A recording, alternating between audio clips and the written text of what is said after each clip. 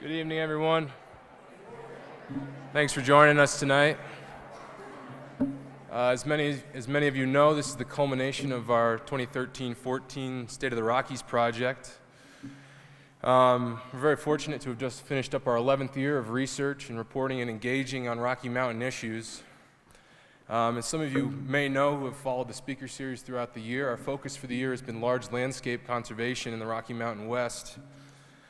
Normally right now I'd give a sort of a Rockies intro talk and explain what we do, but I'm very fortunate this evening to just be able to let the work speak for itself. In a minute we'll be releasing our annual what is now our 11th State of the Rockies report card.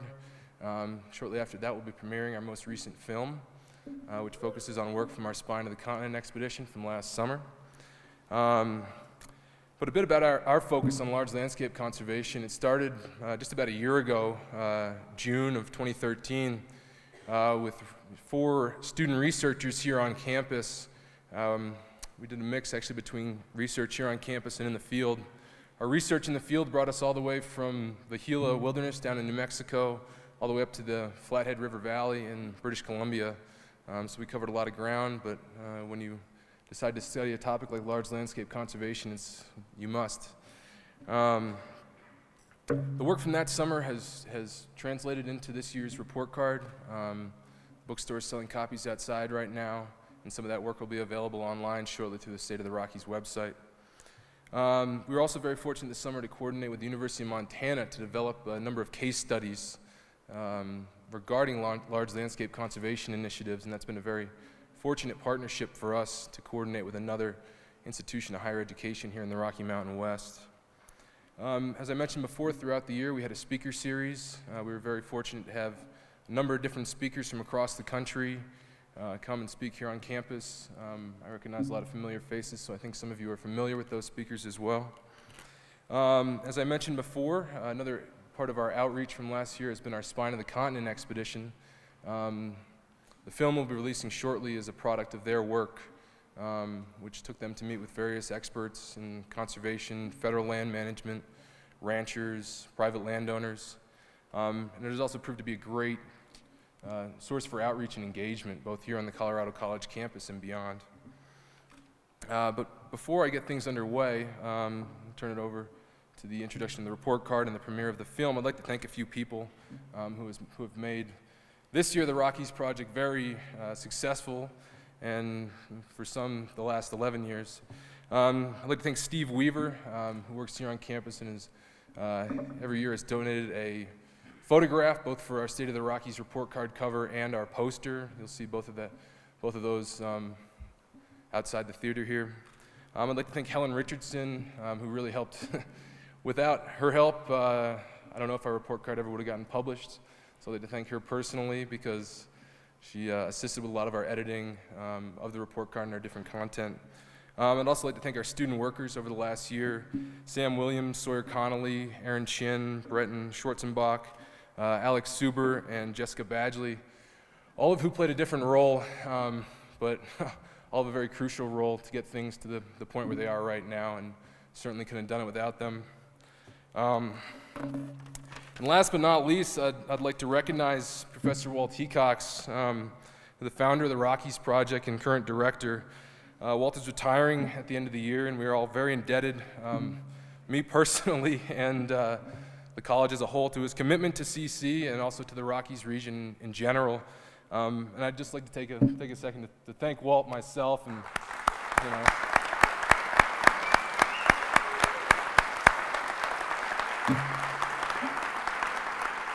none of us would, the Rockies project certainly wouldn't have been here today without all of Walt's hard work and persistence. And we're all very fortunate that such a great program continues to exist at CC, and that all of you folks have turned out this evening to see our program. So thank you very much. And with that, I'm going to turn it over to Sawyer Connolly, who will be releasing our 2014 State of the Rockies report card. Thanks for joining us tonight.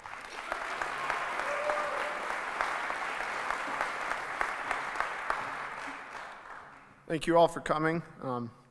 This past summer, I and 3 of my fellow researchers, Aaron Chin, Breton Schwarzenbach, and Sam Williams, tackled a variety of case studies that aim to analyze the region's land and environment in an exploration of new and innovative techniques of creative conservation and large landscape conservation projects in the 8-state Rockies region. In cooperation with the University of Montana Center for Natural Resources and Environmental Policy, we spent 10 weeks developing case studies on the practices being implemented throughout the region to further the conservation of landscapes and the rural way of life.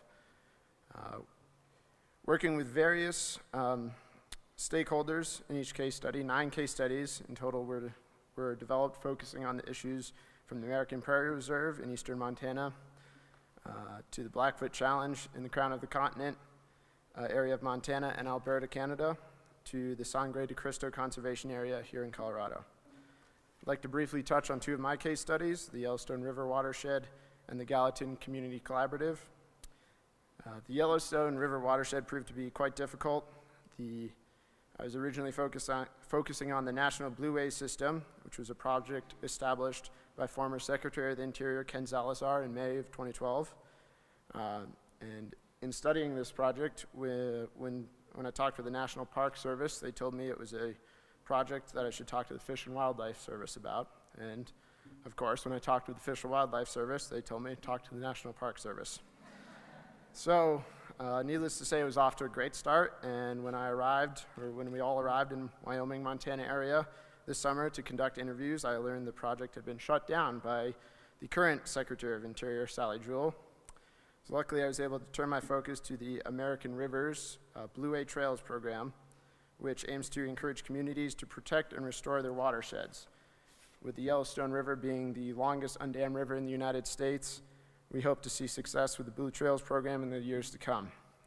The next project is the Rocky Mountain Greenway project, which is right in our backyard, and it's the only urban conservation project we looked at in this year's report card.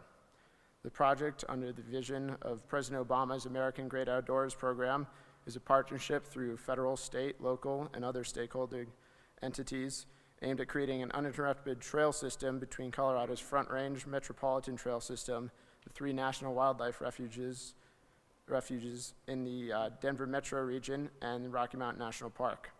The project has developed strong roots and is quickly growing towards its final vision of preserving the open spaces in the greater Denver metro area and encouraging and educating citizens about the environment, conservation, and outdoor recreation. Lastly, I think I speak for the 4 of us when I say we were privileged to have such a wonderful experience working with the State of the Rockies project and helping put together the 2014 report card. I'd like to personally thank Brendan Bopel and Professor Walt Haycox for their guidance and support. I hope you all get your hands on a copy of the report card and take a look at our work. Next, I'd like to introduce Alex Zuber, a member of the 2014 Rockies expedition team, who's been working tirelessly the last few months to put together the Spine of the Continent film. Thank you, and please help me welcome Alex Zuber.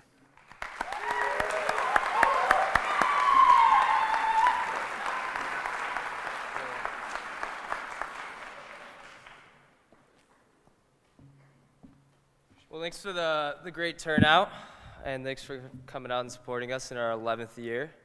I'm about to premiere the Spine of the Continent film, which has been a work in progress over this last summer and these last few semesters. But first, I'd like to talk a little bit about innovation within the State of the Rockies project as we are at the Innovation Showcase. As our ways of obtaining knowledge change, so does the Rockies project. Over the last 3 years, we've increasingly incorporated an audio-visual aspect into the project to highlight some of the work being done in the world of conservation. While the scientific research is extremely important for founding conservation on steady ground, it's become clear that communicating that research is often one of the greatest challenges in the world of conservation, and therefore also a challenge in getting policy passed that can actually implement these conservation initiatives. And it's challenging for a good reason, because, I mean, how do you tell the story of a 1,500-mile river, or how do you convey the enormity of the Spine of the Continent, which you're about to see, in words? And a question I was asking myself this summer as I was filming these different areas within the Spine of the Continent is, how do you film a large landscape? It's not an easy task. So last summer, I joined the expedition team, the Rockies expedition team, and learned the answer to the last question. You got to climb mountains in order to film large landscapes. I also learned, though, that large landscapes aren't only defined by plants and animals that live there, but also by the people, and perhaps mostly by the people, which surprised me. I think actually I'll remember a lot of the characters from this film and that we interviewed more than the backcountry wildlife experiences. And although we saw bears and beautiful wildflowers, it was really interesting to see all these different cultures on these landscapes. And some of the folks that we interviewed weren't like me. They definitely weren't liberal. Some of them didn't believe in climate change. A few were very bullish and kind of loud, and I have to admit that when I went into a few interviews, I thought I'd come out kind of with a bad taste, but that was absolutely not the case. The more people that I talked to, the more people that we interviewed, I think the more that all of us realize that we have a lot of common ground, and once we put our differences aside, whether that be cultural, political, geographical even, the more we all wanted to protect this wilderness, which was really eye-opening and actually made me a lot more optimistic that we can actually create the spine of the continent conservation area. And yeah, just after spending time with these people, I've come to realize that the biggest barrier, I think, in the world of conservation biology or just conservation, large landscape conservation, is communication, or the lack of communication. And once we all took off our identifying hats, we realized that protecting wildlife is important to us, and there are practical solutions to implement it on the landscape. And this is where I see the power of narrative documentary coming in. A rancher in Montana or a hunting outfitter in Canada might not want to read a scientific report, but I have a feeling that they're much more likely to watch a 17-minute, 12-second video. And I'm a believer that new media will be key in instituting some of the policies that will help protect these large landscapes. And I thank you guys in supporting the Rockies Project as we innovate and pioneer our way into the world of conservation documentary filmmaking.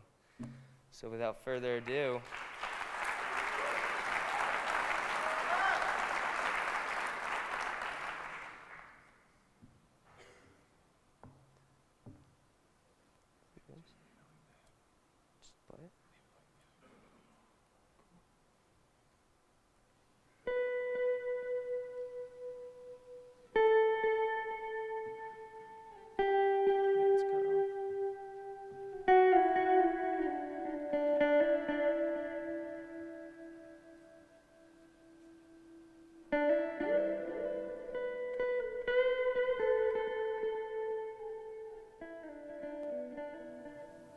the West is changing. It has been for a long time. And while the Rocky Mountains remain as one of the last wild places in our country, the pressures of development are taking their toll on this magnificent landscape.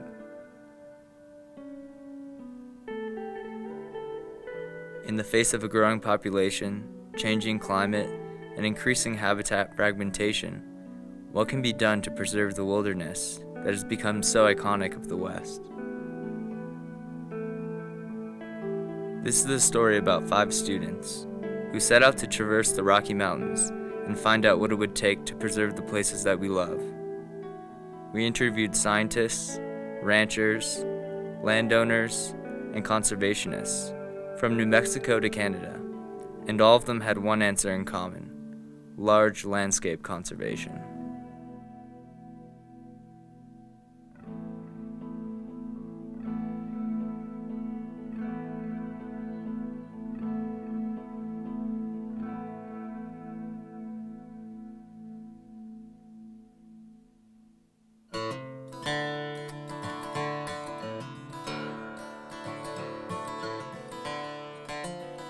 Our first destination was Yellowstone National Park, known as one of the greatest achievements in landscape conservation. But we soon learned that there is much work to be done.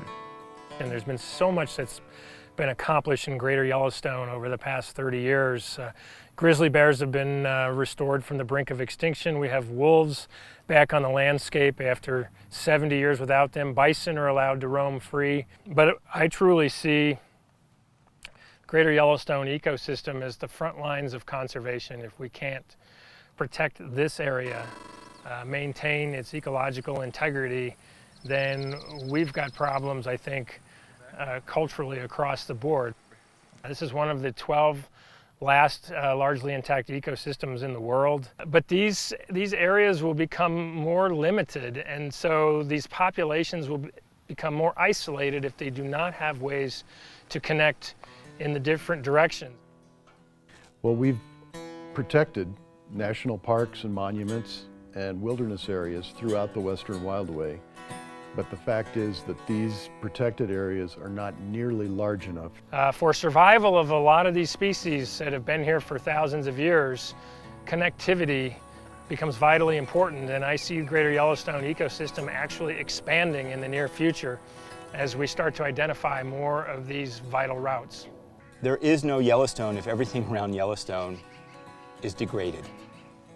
So we have to think about an interconnected network of landscapes that are managed with a conservation purpose, but also obviously understanding that there are different levels of human activity and needs that come out of those lands. Yeah. Wildlife restoration can be a huge boon to local economies. For example, around Yellowstone, the reintroduction of wolves alone has brought in over $30 million a year to local economies around Yellowstone, just because of the wolves. So that's on top of everybody who is already going to Yellowstone. So wildlife restoration is absolutely important to the economy. I mean, it's been long assumed that economic prosperity and environmental prosperity are mutually exclusive. And we are finding again more and more that that is just absolutely not the case, and in fact quite the opposite. So the conversations are changing dramatically, and as we move into an era of human population growth and climate change, it becomes more abundantly clear that we need to work together with the people out here on the landscape to address some of the issues facing us. We hiked in and around the Yellowstone area and saw not only wildlife, but people. Each year, nearly 3 million people visit the area. Yellowstone is a prime example of where economic and ecologic sustainability coexist. But as we started to look more closely at the map, we began to understand what Jeff and Gary were talking about. Between the conservation corps, there were no connections, no corridors, meaning that Yellowstone as we know it isn't as protected as it seems.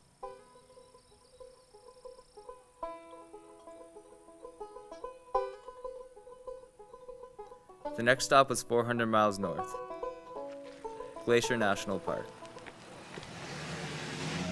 We showed up expecting to see glaciers, but instead we noticed their absence.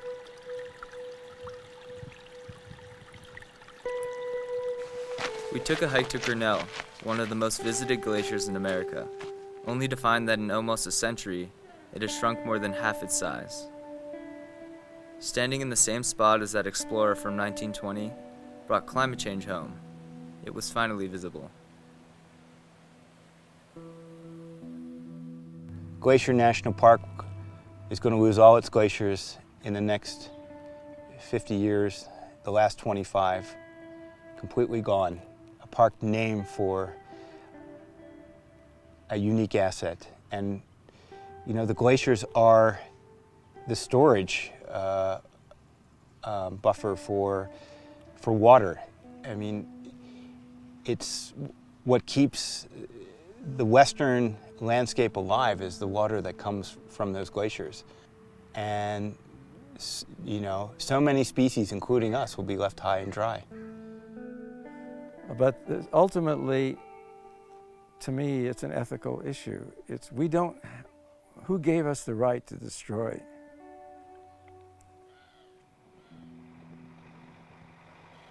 The complexity of conservation was starting to set in. Climate change is already taking its toll, and wildlife habitats are becoming increasingly fragmented. When the climate changed in the past, It changed slowly, and animals moved unimpeded, but now that's not the case. Between wildlife habitats like Yellowstone and Glacier, there are roads, ranches, canals, and towns. We headed up to the Flathead River Valley in British Columbia, Canada.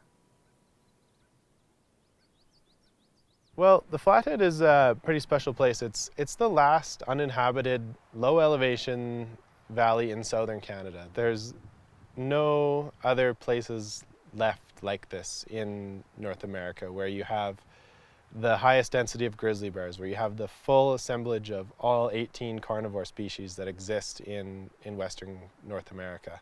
If this connectivity is lost in this region, be it through unsustainable forestry practices or increased motorized recreation or resort development, then the functionality of connectivity through the entire Yellowstone to Yukon corridor is cut off.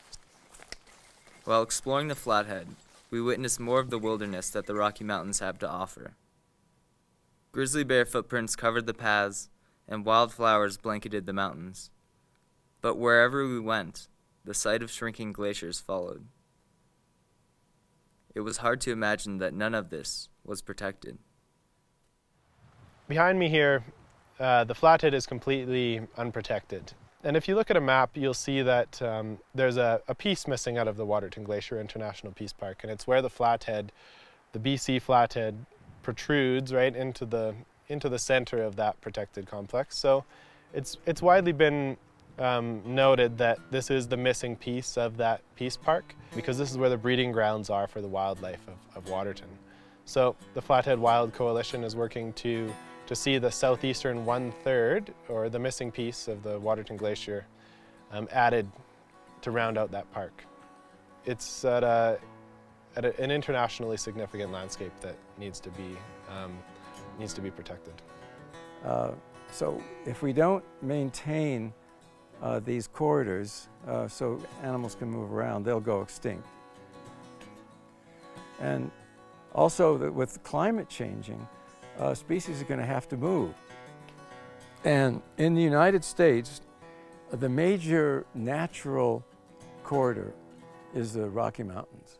That's still a place where we can save nature.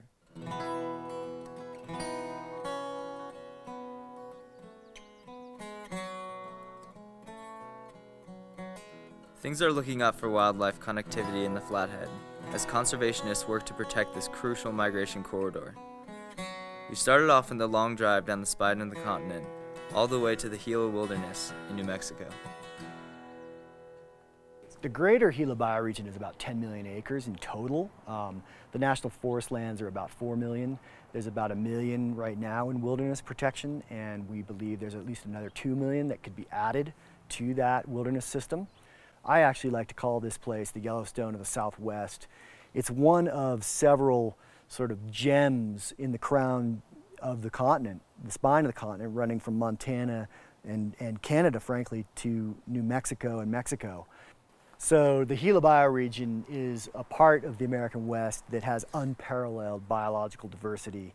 It still has some of its charismatic megafauna like wolves and elk, and we believe that this area could again be an example of what the West might have been once prior to European development and settlement. But not everyone in the Gila saw it this way. In 1998, wolves were reintroduced into the Gila Wilderness, which didn't come without controversy.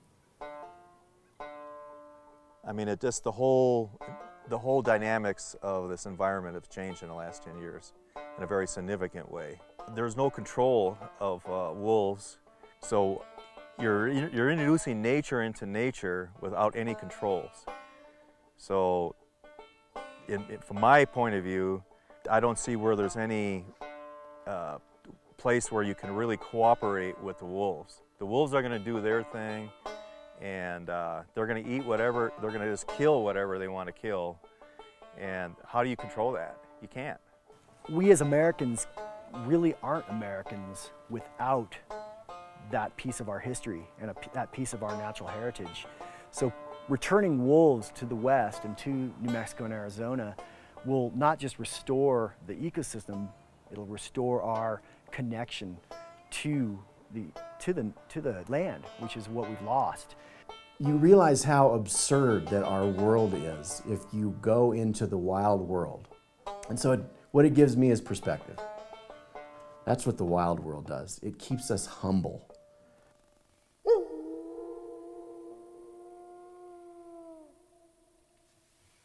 The Gila Wilderness was humbling. At night we could hear the wolves howl, where just 20 years ago they had vanished from the landscape. We headed back to our home state of Colorado and talked to ranchers about their role in conserving the spine of the continent.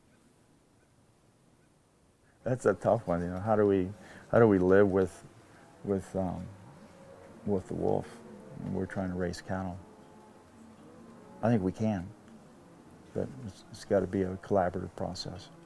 If we're managing for pristine nature, I think it's completely unrealistic because you're leaving out the human animal who's here to stay and is going to make a big impression on the land.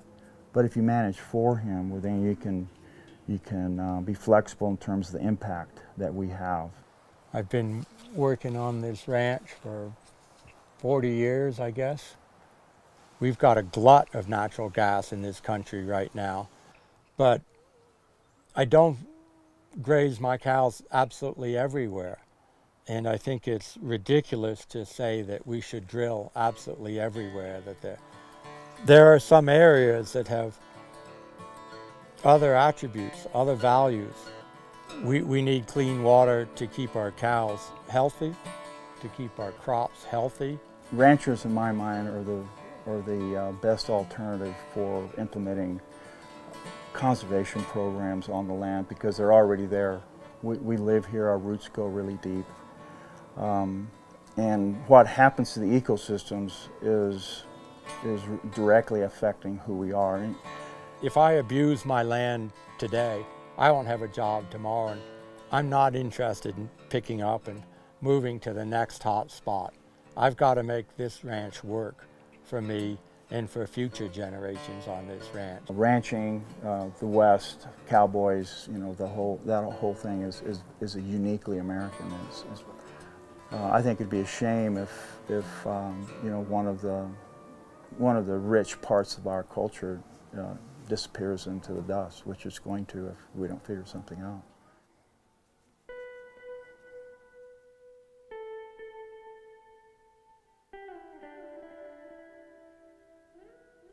If people want to protect what's left of the Wild West, we have to find a way to do that on a large landscape scale. We have to maintain the potential for movement of creatures. John Kennedy, President Kennedy, said that within 10 years, we are going to have a person on the moon. And he galvanized the scientific community to do that in the United States. I think we're at our Kennedy moment with nature. In the next 100 years, we should be able to come out of all these stresses on the planet and have a more sustainable future. I think this is our big challenge. I think we can do it. And I think 100 years is a realistic time frame. We'd made it across the spine of the continent, an area almost too large to fathom. And while it seems impossible that such a vast area of landscape could be conserved, so did sending a man to the moon. In order to overcome the challenges we face in the 21st century, we must collectively find a way to balance the impacts of our communities within the delicate ecosystems that they inhabit.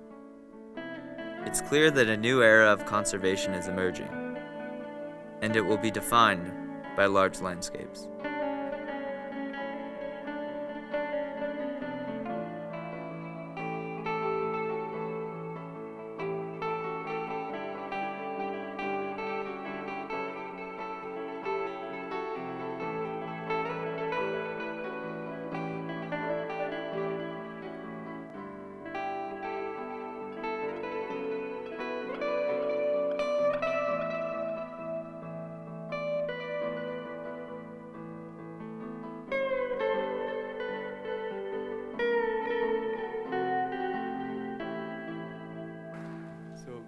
thank you everybody for coming out tonight and hearing our guest this evening.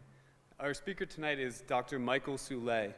For most of his career, Michael has worked to better understand our natural world, the negative impacts we have upon it, and the ways that we can forestall its destruction. From helping to found the Society for Conservation Biology to his innovative conservation paradigm, the Wildlands Network, and everything in between, Dr. Soulé has long been a forerunner in the interdisciplinary field of conservation science, or conservation biology. A native Californian, Mr. Soulé grew up exploring the deserts and canyons of San Diego and Baja California. After receiving his undergraduate degree from San Diego State, he went on to receive his PhD under the tutelage of Paul Ehrlich from Stanford University. Michael is currently Professor Emeritus of Environmental Studies at the University of California at Santa Cruz. In his astounding career, he has written and edited 9 books and has published approximately 175 articles over a broad range of topics, including evolutionary biology, island biogeography, biodiversity policy, ethics, and more. He continues to research ecosystem regulation by strongly interacting species, also known as keystone species. Dr. Soulé is also completing a new book about the origins and evolution of sin in human beings and its relation to conservation and related life-affirming movements. Michael has received numerous accolades for his years of dedicated work.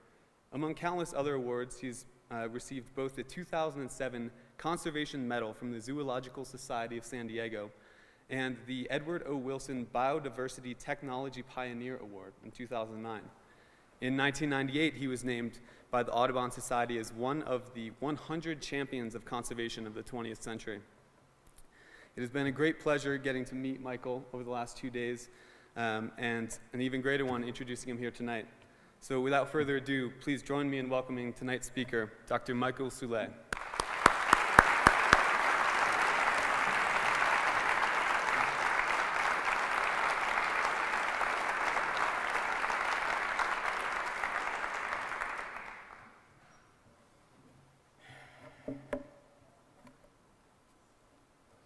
Quite humbling following your movie. Really, that was the best introduction I've ever had. Excuse me. When I took over as chair of the Department of Environmental Studies at the University of California at Santa Cruz, one of my first jobs was to meet the class in environmental studies, the introductory class of environmental studies program. And I decided I'd start out with a question to the students. There were about 100 students in that classroom, about this many. And the question I asked them was, what does it mean to you, or what do you mean by saving the world? What is saving the world? And I had an agenda because I had a suspicion, knowing that this was Santa Cruz and not Colorado College. So I kept track of the answers kind of surreptitiously. And on the blackboard, it wasn't too surreptitious. I'd make a mark on different sides of a line. And to my dismay, most of the students answered like this: dealing with poverty, dealing with hunger, dealing with the lack of health care. And I began to see, oh, they're not talking about my world, they're talking about the human world. Because I'm one of those strange people who strongly believes in the intrinsic value of nature for its own sake, in other words. And to me, humanity is a newcomer to the system and is screwing it up. But as you see, I'm biased. And indeed, about 3/4 of the answers or more were about saving people. And once in a while, somebody would say, saving the whales. And I'd say, yay. Obviously, I'm biased. But I've learned to accept the fact that anthropocentrism is the dominant ism these days.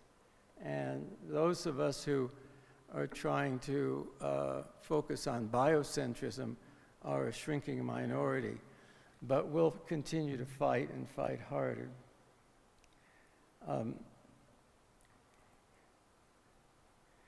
One time when I came back and forth to San Diego.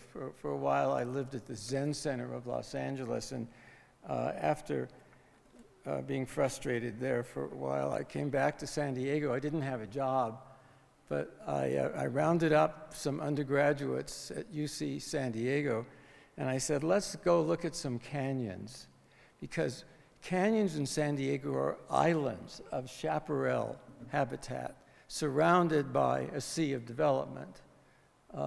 The canyons separate the mesas, on the coastal mesas where most of the houses are, most of the development is.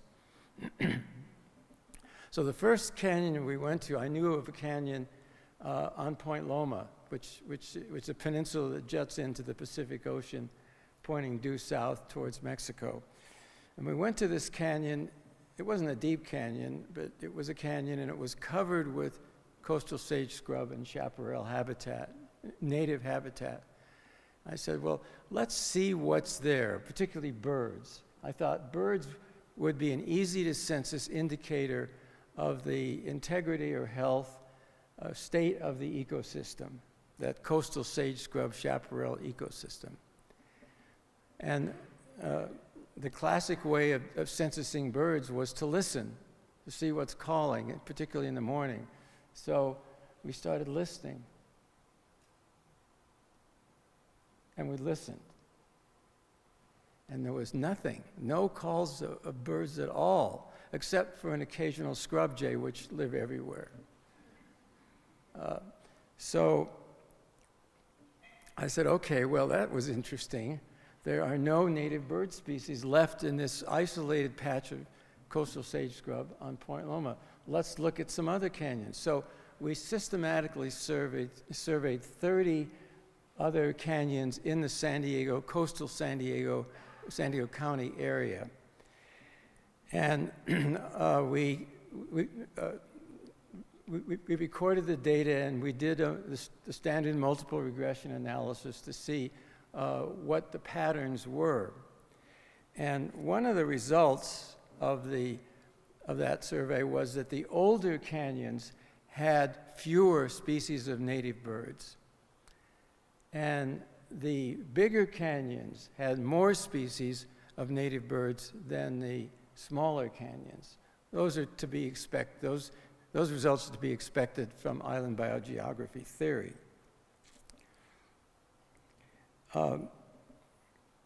We also recorded the presence of coyote scat, fresh coyote sign in the canyons, as an aside, not knowing whether it would be important or not.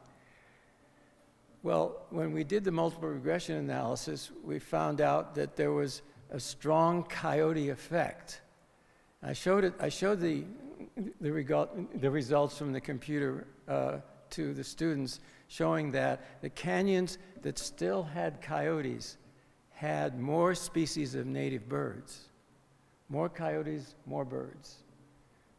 And students kind of scratching their heads and say, well, that doesn't make any sense. Coyotes are predators.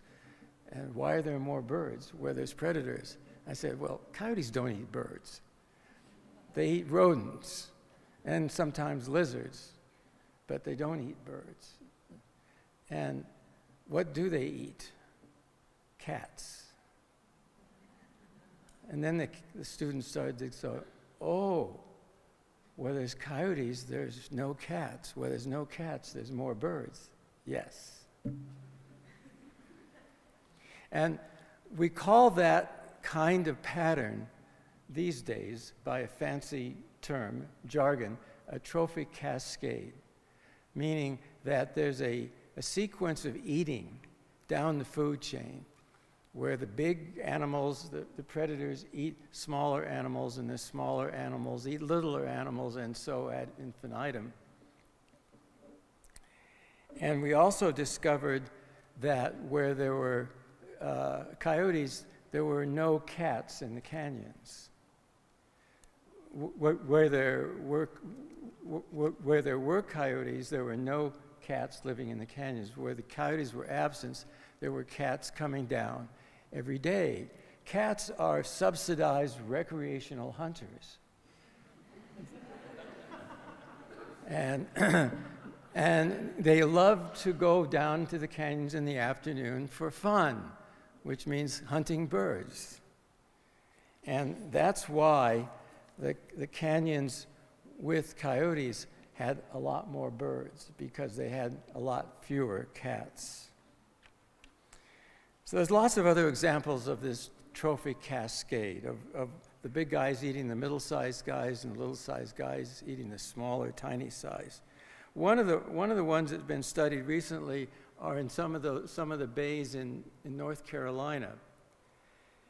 There's 11 species of big sharks that live off the coast of North Carolina. But in recent decades, these sharks have been fished and overfished, mostly by Asian trawlers and fishing boats that harvest the sharks for their meat and for their fins to make shark fin soup. Well, when the number of sharks goes down, something else comes up. And that's the number of cow-nosed rays. Cow-nosed rays are about this big, and they live in the bays and lagoons and estuaries on the East Coast in North Carolina. And they eat something down below them, the bay scallops, shellfish. So when the sharks disappear, when they're fished out by the Asian fishermen, the number of cow-nosed rays explodes. And when there's a lot of cow-nosed rays, there's no scallops to be found. So the whole scallop fishery, which supported hundreds or thousands of fishermen on the East Coast, collapsed. A trophic cascade. A colleague at the University of California at Berkeley named Justin Brazier was studying something analogous in Africa, in Ghana. And he was looking at the effects of removal of the large predators from the national parks in Africa. Many of the national parks in Africa are paper parks. That is, they really only exist on paper because there's not enough money to pay the guards, so there's basically no enforcement of laws and regulations in a lot of these parks. So originally, the parks had lions and leopards and hyenas and hunting dogs, and large numbers of these predators. But when people started moving into the area because there was a shortage of farmland, and they started to eliminate the predators because the predators would eat their livestock. So pretty soon there were no lions, no leopards or hyenas or hunting dogs left in these national parks. What happened next? Well, something came in to replace them. A trophic cascade occurred. And there had been some baboons in these parks, but the baboon populations exploded in the absence of these big predators, the lions, the leopards, the hyenas, and the hunting dogs. So there was an explosion of baboons. What happened next was that the baboons, who were very intelligent primates, would walk across the savannas, touching their fingerprints in a line with military precision. So nothing escaped this advancing line of baboons across the grasslands. And that eliminated almost all the other animals bigger than a flea in these national parks. Another example of the cascading events that is triggered by the elimination of large predators. What do predators need to survive, and what do ecosystems need to survive? Ecosystems need their large predators to survive with the diversity and resilience of all the species in them. In other words, they need large landscapes, which is what students here have been studying. These large landscapes with the full panoply of native species, including the carnivores, is essential for the resilience and persistence and the continuing diversity of these systems. So this isn't an insignificant study the students here have been doing. It's very important. And it's particularly because there's a lot of emphasis here at Colorado College on connectivity. Because once animals can't move across the landscape, once connectivity is compromised, then populations start to go extinct. Populations need input. They need new genes. They need migrants from other populations to sustain themselves. An isolated population will go extinct sooner or later. In fact, it's even been assumed and predicted by many ecologists that most of the animals in Yellowstone will go extinct if there isn't some connectivity to wildlands outside of Yellowstone. Even Yellowstone National Park is too small an island to protect the diversity of species there. And that's our principal and most famous and most magnificent national park in the United States. I want to say something about antelope. As I was driving here from Paonia, Colorado, I saw several populations of antelope, and they're such magnificent animals. But did you know that they have the largest eye of any animal in North America for their body size? And did you know that they were the fleetest, the fastest animal in North America?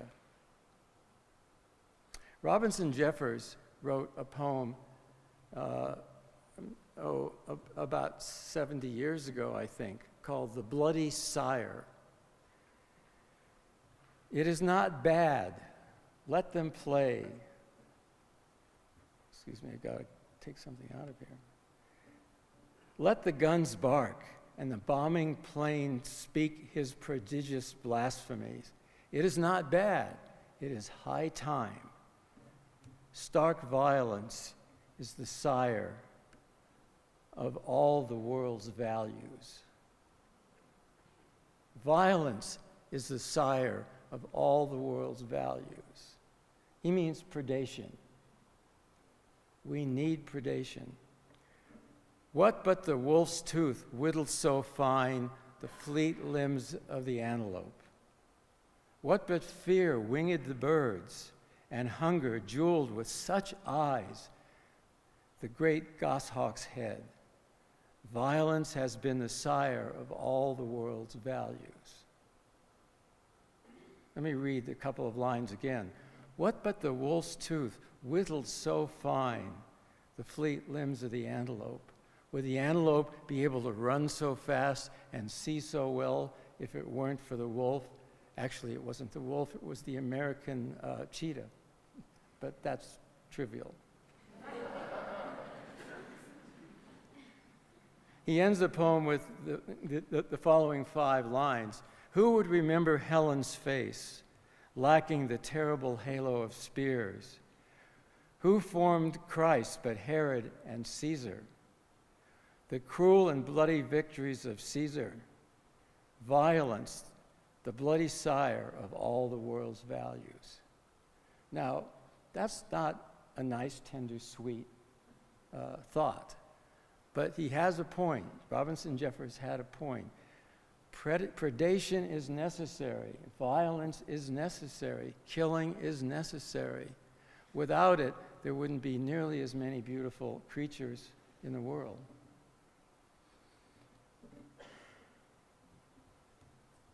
he ends the poem, if I can manipulate my computer, with the following.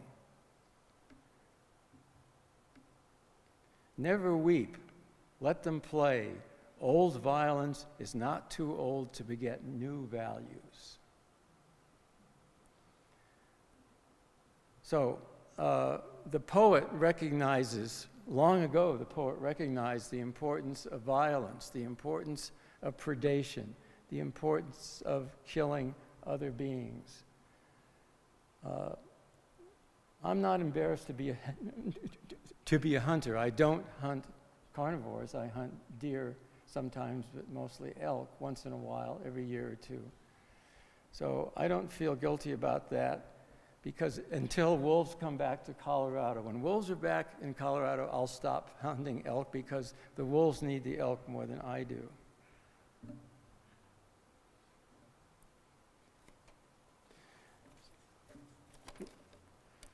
So the students at Santa Cruz didn't agree with me that there were too many people on the planet. They valued humans over all other beings, which most of us do, most people do. And so they were, as we'd say now, they were anthropocentric. They were anticipating the Anthropocene, which wasn't announced until 20 years later or so. Now we're now in this new era christened the Anthropocene, meaning the era of human domination. Well, we've had human domination on the planet for a long time, but we're getting to the point of no return now, where so much of our landscapes are totally dominated by humans that it's going to be hard to go back. But we're fortunate. We live in the West, where the population density is still low. We live in a place where people still love nature. So we're fortunate to have places like Colorado College, where we have such wonderful students going out and studying large landscape ecology and producing magnificent movies like the one we just saw. And I'm proud to be here. And there's still hope. There's lots of organizations that are doing wonderful work. I have a colleague who wrote the book, The Spine of the Continent, named Mary Ellen Hannibal, who is doing marvelous work on citizen science now, getting people out to record what creatures, for example, are still around. And that's part of citizen science. So there's lots of wonderful activities happening, but we've got a challenge in order to maintain what nature we have. And I'm glad to see here at Colorado College so many students doing such marvelous work in this institution. So I started out talking about trophic cascades and talked about this idea that the large predators eat some herbivores, and the herbivores eat smaller things. And one of the things that happens is that when the large carnivores are eliminated from ecosystems, some of the smaller carnivores, like raccoons and foxes and cats, become overpopulated. And they eliminate the mice and the smaller birds. And so it's another trophic cascade, which is why we have to keep our cats inside the house. I love cats. My wife and I adore cats. We have a cat, but it's not allowed to go outside. And it sits at the window all day looking at the bird feeder and going, but it doesn't go outside. So we were able to enjoy our cat and our birds at the feeders at the same time, even though it's a little frustrating to our cat, our poor cat. So violence is necessary. Nature is full of violence, and that violence keeps things in order. The predators are the police of the wild areas. And without the large predators, things do fall apart. And large predators are disappearing rapidly all over the world. In most parts of the world, there are no large predators anymore. We're fortunate in this continent, in this state, to still have large predators. The northern Rockies have more than we do. The last grizzly bear died in Colorado, I think it was in about 1978, 1977. We need to get grizzlies back. There's still wolverines that come in once in a while. There's a wolf that dares to come across I-70 every year or two, but not enough to make a breeding population of wolves in the state.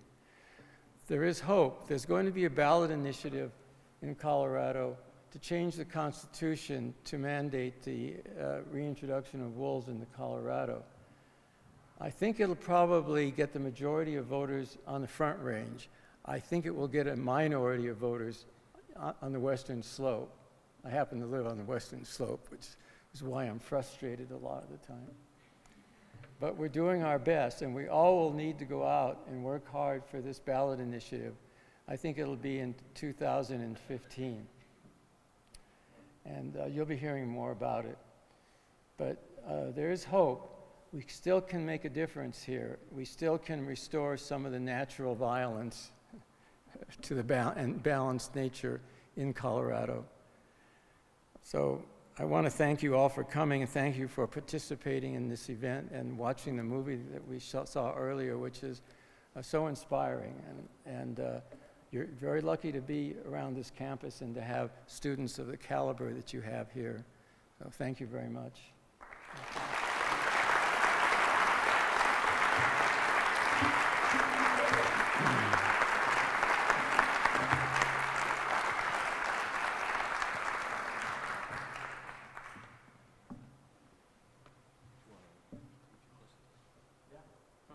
We're going to take a few questions. Everyone's interested in that, probably just 2 or 3. We're going to have a microphone. 4. We'll go all at 4. We've got a microphone here, so we're going to try and get that around to everyone that's got a question. Well, since you mentioned... Get the microphone up there. Hold on. Of course, you got a microphone.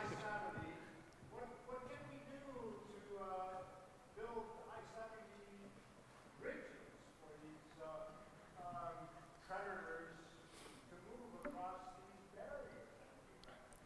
There's hope there too. There's going to be at least one vegetated overpass over I-70 around the east end of Vail Valley. So that's just one. We need more of those. And in the future, I-70 is probably going to be widened. In the future, there's probably going to be a train going down the middle of it, who knows what.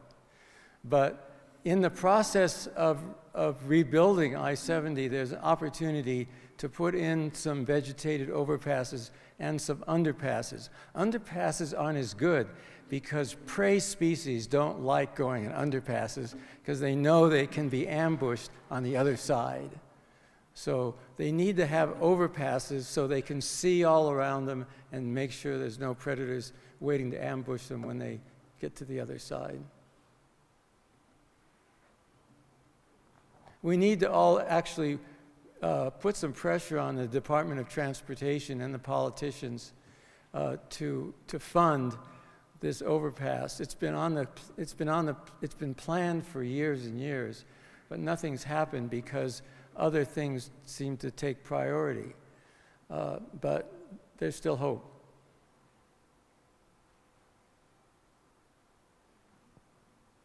Any other questions? Oh, there's one back there.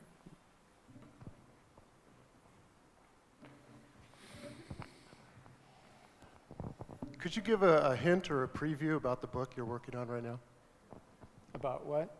About the book that you're working on right now? Oh, the book? Unfortunately, I haven't been working on it for a while because I got distracted by a controversy with the chief scientist of the Nature Conservancy, Peter Kariva, who is pushing the idea of the new conservation. And the new conservation is a humanitarian conservation, an anthropocentric conservation. It's about providing places for people as if people didn't have enough places. It's about providing gardens, so where some wild plants could grow. Hi, Jean. Didn't see you before. So there's, what was the question? The book. The book, oh. I'm writing a book about sin because one day, 3 or 4 years ago, the phrase 7 deadly sins popped into my head. And not being raised as a Christian, I didn't know what they were. But I decided I better investigate them. And it turns out that they're amazingly insightful typology.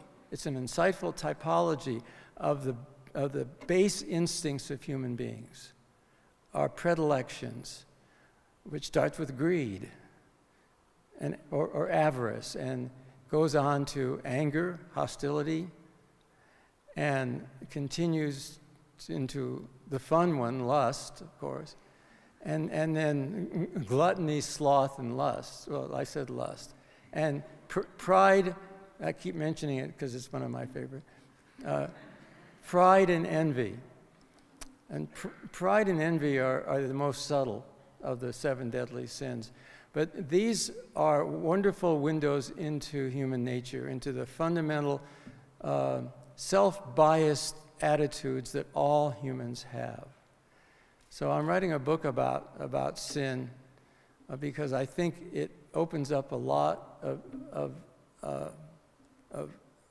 opportunity for understanding who we are and why we do what we do. It's not all bad. Sins aren't all bad. We wouldn't have any babies. Yeah, there's a question over there. Who has the microphone?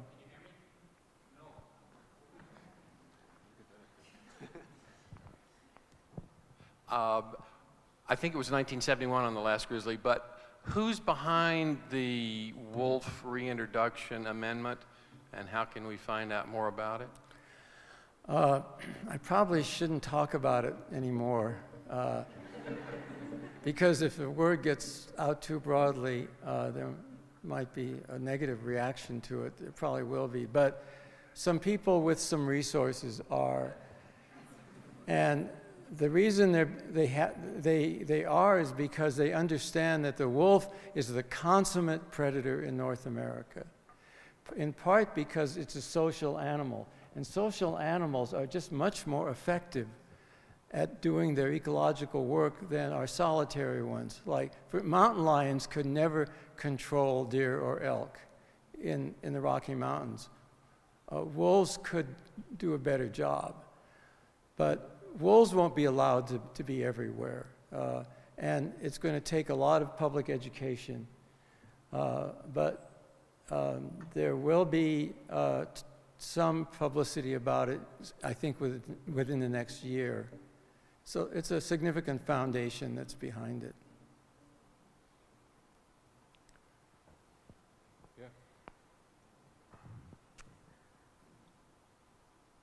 I'd like to hear what you have to say about back in the late 60s, early 70s, it was pretty generalized feeling of zero population growth, and it seems like nobody talks about it anymore, and it's really frustrating to me when I talk to people with 4 kids, and it just seems to be taboo, and I wondered if you have any comments about that. It's about political correctness. A lot of people started to think that that all this talk about controlling the human population was reflecting a bias against immigrants from south of the border, mostly. So it was considered politically incorrect because it seemed to be racially motivated to a lot of people. I don't think it was, but it's easy to understand why some people would be sensitive about it, because immigrants from wherever they come generally have larger families in the first generation, particularly. They generally have, have 3 or more kids. The first generation, second generation, it drops, and the third, it's back to the American mean of about 1.8 child per woman, so per family. So I think that's the main reason why we don't hear about it. The Sierra Club was promoting it quite energetically, but then they started getting a lot of flack because some minorities felt that it was prejudicial. So that's why, as I understand it. But I think it'll come back. Take one more? Sure. Top left there. Hey there. So you live in an area on the western slope with a fair number of ranches, and I was wondering what your opinion on these, these massive plots of land that are that house these ranches. What kind of effect do these have on the natural ecosystems within it, and in particular these predators in those ecosystems? If you know anything about that? Yeah. Good and bad. There are the organization that I've been affiliated with for some time, the Wildlands Network, has started a Western Landowners Alliance, a WLA, which is comprised of many relatively progressive ranchers in the West who really do care about biodiversity. And that's a growing organization, and it includes many really smart, sensitive ranchers who like wildlife. Lots of ranchers do like wildlife. Lots of ranchers have realized they can make more money from wildlife than they can from cows, too. So more and more there are ranches becoming eco-ranches. That's a good trend. So I think there's certainly going to be some hostility to the idea of supporting the repatriation of carnivores in the West, but there are lots of ranchers that are in favor of it because they see that it benefits their bottom line. A lot of ranchers are making more money selling hunting tags for elk than they are by growing cattle in the desert. The West is basically a desert. So it just makes economic sense. And what makes economic sense usually makes political sense in the long run. Great. With that, please join me in thanking Michael. Thank you.